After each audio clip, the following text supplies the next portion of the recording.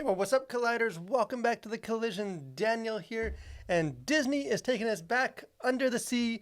The new live-action kind of reimagining adaptation of The Little Mermaid just hit theaters. I've seen it, so let's talk about it.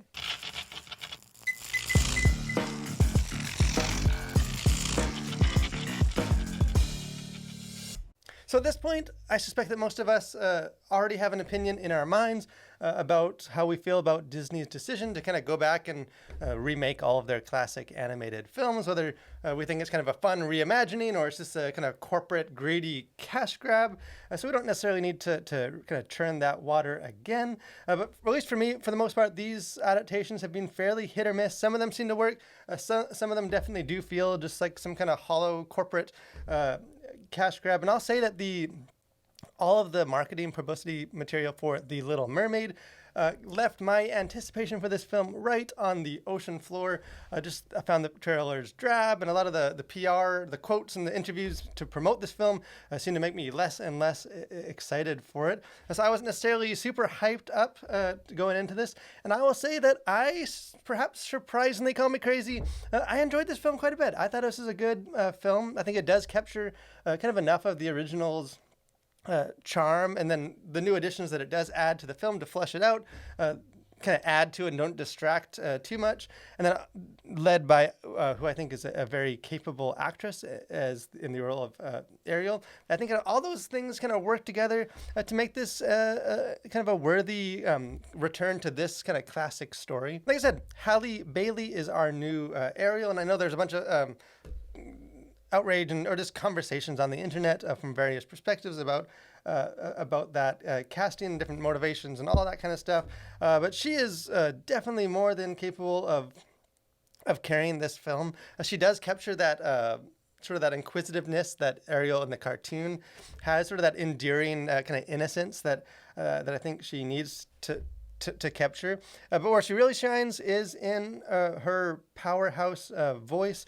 I think when she kind of belts out, part of this world, I think any kind of skeptics and people that weren't sure about her casting going in will have to surrender their critical voices to Ursula, because she definitely is a powerhouse singer and does all those classic songs justice. So she is great all throughout this movie. And speaking of the music, kind of all the classic songs return and remind us why they are classics. Now, although some of the shift from kind of cartoon to live action does change, like the way that the songs are presented, like in the cartoon, Under the Sea, a lot more kind of whimsy to it, where the characters or the sea creatures are a bit more anthropomorphic, and they're like playing music and kind of jamming around, things that you can't do or would look really weird when you're doing a bit of a more realistic take.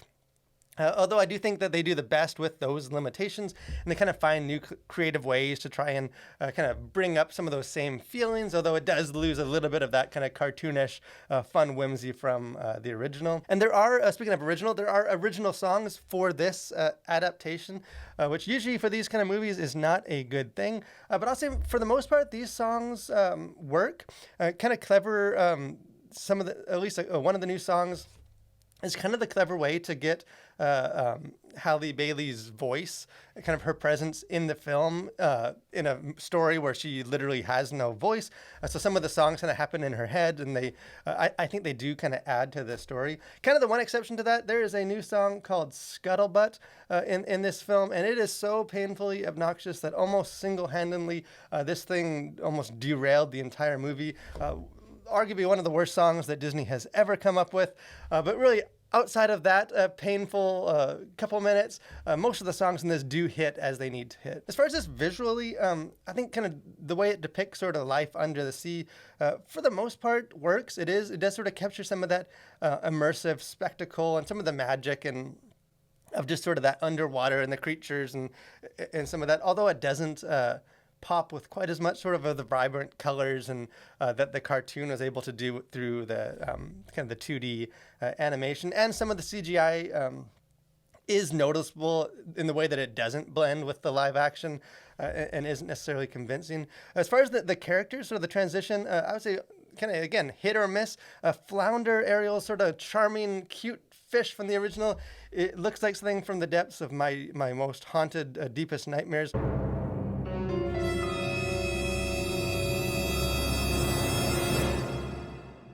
This guy is horrifying. This thing is going to give me bad dreams when I go to sleep. So that didn't necessarily work. Although I'll say Sebastian, kind of the other side of that, he kind of loses some of his classic look. Although in the film, he definitely wins me over. I think he's as charming as he is in the original. So for the most part, the transition to live action and just sort of visually isn't super jarring, and you do kind of buy into the new, more realistic take on it. Maybe one other thing, this is there's always sort of some trepidation with these sort of films as far as like the modernization of classics and whether, trying to change things. And even a lot of the PR and the interviews talked about how they were going to be doing that. And I think that led a lot of people to be hesitant about this film. Although this film does remain really a fairly faithful adaptation to what you would know from the cartoon. I think a lot of the changes that there are, like some of the changes in the lyrics, most people won't even notice. And the newer stuff that they do add, like kind of additional backstory and stuff to Prince Eric's character, I think does add something new and fresh to the film rather than kind of take away or kind of dilute what we sort of know from the classic. As far as content, things to consider on the surface of this thing, really not a whole lot, thankfully. Language, there's no profanity. The worst that this gets is a couple of kind of rude insults where people call another character like an idiot or you idiot, but no... nothing beyond that. Violence, really no violence. Kind of the only violence is stuff that is carried over from the cartoon with kind of the way that Ursula goes out or, some of that. But again, nothing over the top or concerning in that way. Sexuality, this is another one where there's not necessarily anything, although some of it, at least for some parents that might be cause for concern, is just the transition to live action. Because kind of ironically, some of the mermaids and the mermen are actually more modestly dressed and stuff in the live action than they were in the cartoon. But just the change to this isn't a cartoon, these are real people showing real skin, not kind of cartoon skin, is at least something to be aware of. I didn't find it a problem. I don't think it's anything you'd more than you'd see at like a swimming pool, but that is there, and it is different just because it is in live action. I know kind of some of the PR stuff leading up to this. Melissa McCarthy, who plays Ursula, kind of talked about how her take was inspired by like drag for how she'd portray Ursula. Although again, I think the original character itself was inspired by sort of drag. So as far as like what to expect, there's nothing different from how you would know Ursula from the cartoon in this. So that turned out to be nothing to worry about. And maybe the only other couple of things that would come to mind is with Ursula's character. Like in one of her songs, I think like she does in the cartoon, she's sort of singing from the mirror and she sort of like adjusts her breasts and stuff, but not in like a sexual way. And then later in the film, when she becomes a person, maybe her clothing is somewhat suggestive, though it doesn't really show it up close or focus. For the most part, other than maybe just more human flesh in this film, nothing sexually to be concerned about. Kind of maybe the other thing, the other kind of content is just magic. I know that's always can be a concern for Christians. There's definitely magic in this. Ursula is called the Sea Witch, and she kind of has her potions in her cauldron, and she's doing spells, and very clearly like bad magic. She's a very clearly evil character, although she's doing that. And there is sort of, I guess, more good guy magic. King Triton, Ariel's father, can control waves and shoot things from his trident. So there is sort of magic all throughout this. But again, I didn't find that a concern, but I know some parents, if they're cautious about that, just be aware of that as well. As far as themes, kind of things going on beneath the surface of this film, I said there's kind of two things. One that's sort of from the story, and then maybe a second one that's a bit more like a meta of what this film reflects on more of like a cultural level. As far as this, like the film itself, probably the main theme, which is similar to from the cartoon, is this prejudice, overcoming prejudice.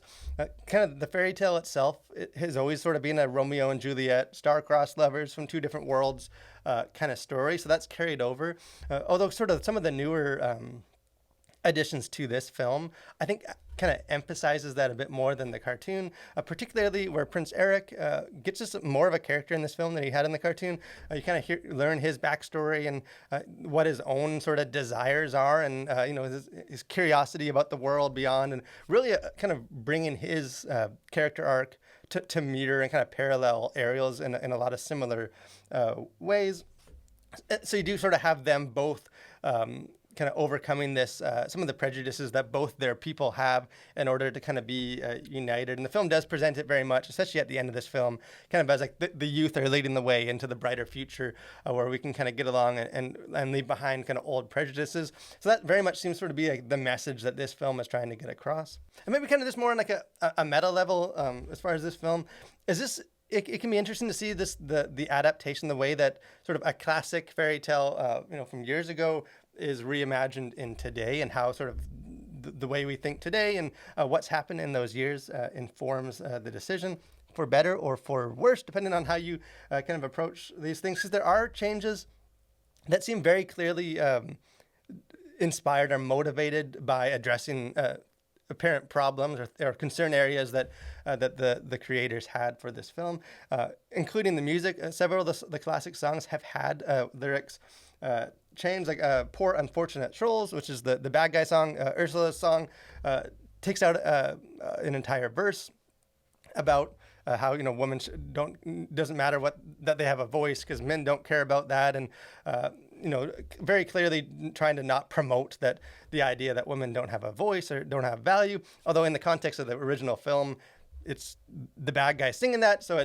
it's very clearly she's manipulating, and that's not a good thing. So that seems like a bit of just an overreaction. And kind of the other one that a lot of talk before this film came out, the change to "Kiss the Girl" and how it was sort of being reimagined in like a more Me Too world. There's a lot of talk about that. The actual song itself, when it comes, seems like there's a lot of fuss, much to do about nothing.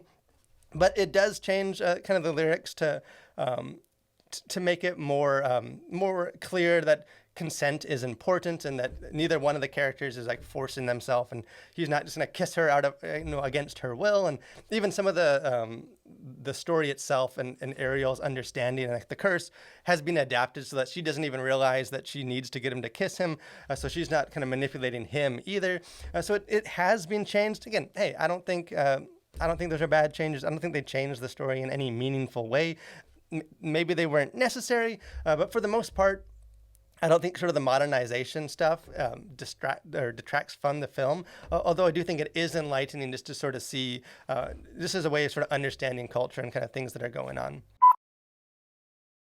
So in the end, hey, I think for what this movie was going for, it succeeds. I think it's good. Was it necessarily?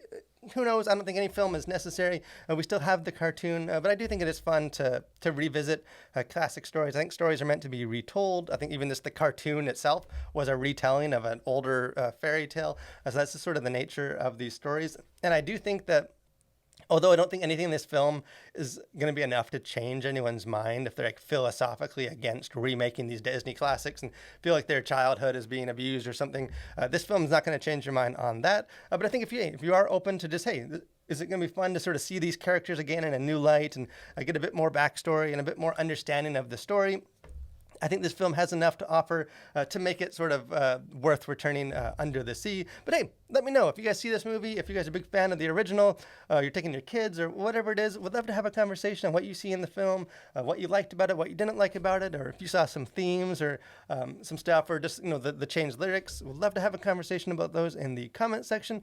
And if you haven't done so, I encourage you, subscribe to our channel, become a collider, and we'd love to have you join with what we're doing here. But most of all, guys, thanks for watching. Stay safe and continue to collide with your world for Christ.